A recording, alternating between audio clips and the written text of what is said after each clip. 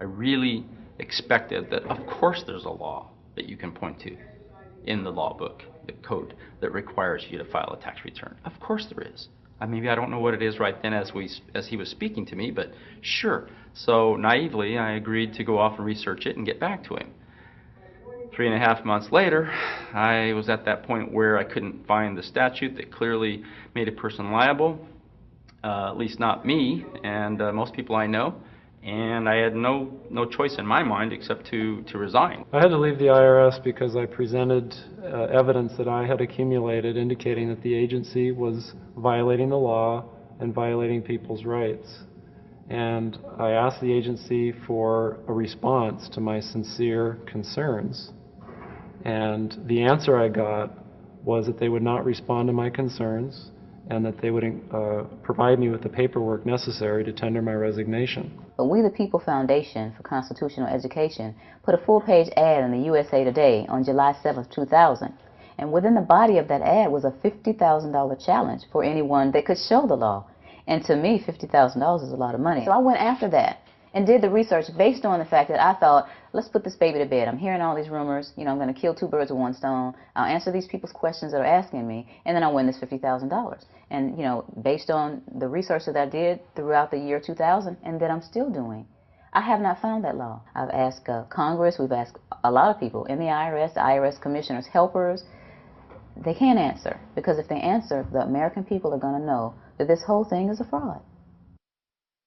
I was surprised to hear these highly trained and decorated IRS agents telling me there was no law requiring American citizens to file a 1040 or to pay an income tax on their labor.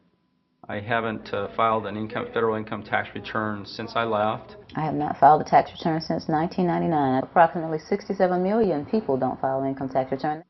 Why do you think you've been able to get away with not paying or filing your income taxes for so long? Well, first of all, I've not gotten away with anything. I'm not hiding from anyone.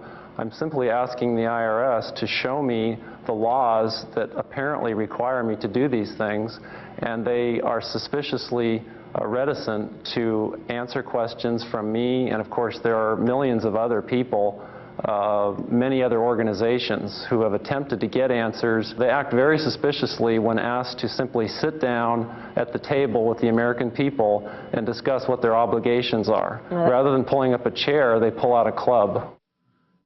There is no law that requires the average American worker in the private sector to pay a direct, unapportioned tax on their labor and compensation for services. There is no law. When President Reagan was elected, one of the first things that he did was appoint a blue ribbon panel of business people headed by Peter Grace, and is commonly referred to as the Grace Commission. And their job was to research all the various areas of the federal government and make a report. One of the quotes from the Grace Commission is, 100% of what is collected is absorbed solely by interest on the federal debt.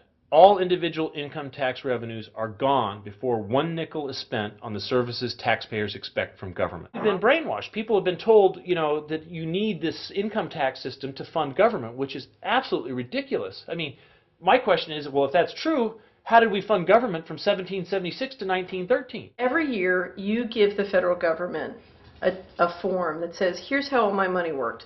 If you lie, you could go to prison. So you're required to give them a financial statement that under, you know, the force of law could put you in prison if it's not impeccable, right? And under the law, they're supposed to do the same. They're supposed to give you back a financial statement that says, here's what we did with your money. Except you comply and they don't. In fiscal 99, the Department of Defense had 1.1 trillion of undocumentable adjustments.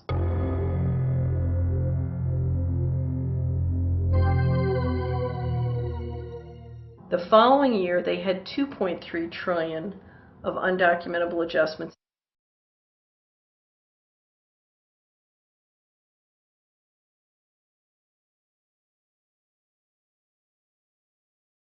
A lot of people might say, well, gee, if there wasn't an income tax, what would happen to education? They don't understand that education is paid for the most part, out of state and local taxes, your property tax. People might say, well, how are we going to build and maintain our highways if there's no money coming into the government? We need our highways. There is a tax on every gallon of gasoline that people buy. Proceeds from the income tax do not pay for highway construction. The amount of money that we spend on defense is exactly equal to the amount of corporate income tax, which is quite legal and quite constitutional. These liens that are recorded against people by the government for tax liens are nothing more than allegations. They are non-substantive. They have never been determined by a neutral third party, such as a court, to have one shred of validity. If you ever get a notice of an audit or anything else, the first thing you should do is a Freedom of Information Act request for records that they're using to substantiate or justify the audit. They're calling us tax cheats, they're calling us fanatics, they're calling us weirdos. I don't care what you call me, but I have one question. Where is the law? Show me the law. In November 2004, the government arrested former IRS criminal investigator Joe Bannister. They charged him with fraud for telling the American people the truth about the income tax laws. The jury obviously agreed with Joe.